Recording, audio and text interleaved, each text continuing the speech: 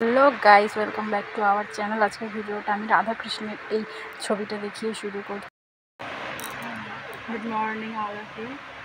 আপনারা সবাই কেমন আছেন? আশা করি ভালো আছেন। অত্যধিক গরম পড়েছে, ভালো থাকার কথাও না, তবুও ভালো থাকতে হবে।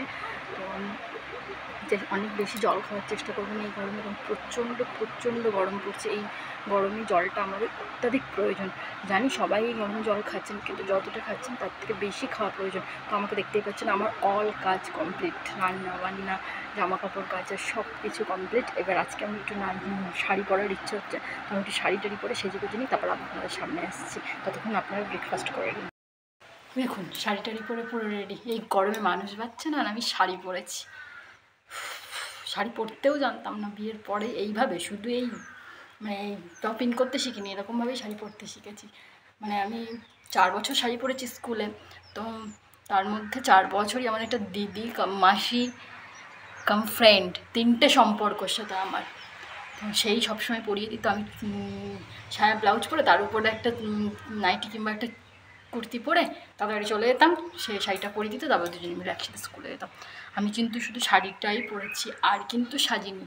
তাও সুতির শাড়ি। এই গরমে আমি মনে হচ্ছে এটা কখন খুলবো, অসহ্য লাগছে। সবসময় নাইটি পরে ভিডিও করি বলে আজকে আমি ইচ্ছা করে শাড়ি পরেছি। আমাকে কেমন লাগছে শাড়ি পরে অবশ্যই জানাবেন। জানি ভালো লাগছে না, তবু ভালো বলবেন, কারণ অনেক সময় আপনাদের ভালো বলার কারণেই আমরা আরও উৎসাহিত হই। জানি শাড়ি পেতনির মতোই দেখতে আমাকে, তবু আপনারা ভালো বললে আমার বেশ ভালো লাগবে। আমাদের ধান উঠেছে, আমাদের বলতে আমার শ্বশুর বাড়ির, আমাদেরই ধান ঝাড়া হবে। কবে হয় এখন অনেক বাকি আছে। মাঠের দিকে ইচ্ছা শেষ, বউটাও হয়ে সাজা হয়ে গেছে। এবার আমি গিয়ে নাইটি খুলছি। আমি আর এই শাড়ি পরে থাকতেই পারছি না, অসম্ভব গরম। পরে দেখা হবে আবার আপনাদের সাথে। 5:30 বাজে। তো আমি বাইরে বেরিয়ে বসেছিলাম, এক্ষুনি এই হাঁটতে শুরু করলাম। তো খুব সুন্দর হাওয়া হচ্ছে। এত গরম লাগছে ঘরের মধ্যে, পুরো আগুন। ফ্যানের যে হাওয়াটা বেরোচ্ছে সেটাই বীভৎস গরম, কি বলবো আপনাদেরকে।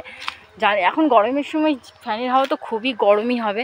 তো আপনারা এই গরমে কি করছেন এখন? সবাই নিশ্চয়ই যে যার কাজে ব্যস্ত। আমিও এখন, আমার কোনো কাজ নেই যদিও বা, আমি শুধু ঘুরে বেড়ানোর কাজ, তাই আমি ঘুরেই বেড়াচ্ছি গরমে। আর বলবেন না, বীভৎস খারাপ অবস্থা গরমে।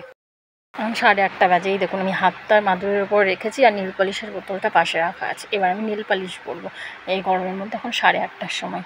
ঠিক আছে, দেখি আমার হাত থেকে কেমন দেখতে লাগে। নখগুলো অনেক ছোটো ছোটো, কিন্তু বেশি বড় হয়নি, কিন্তু নীল পলিশ পরতে ইচ্ছা করছে। একটু নীল পলিশটা পরেই দেখি কেমন লাগছে। এই দেখুন, আমার নীল পলিশ পরা হয়ে গেছে। তো কালার দেখে আপনারা বুঝতেই পারছেন আমি কি কালারের নেল পলিশ পরেছি, আলাদা করে কিছু বলার নেই। জানি ভালো লাগছে না, নখগুলো অনেক ছোটো ছোটো, ভোঁতা ভোঁতা।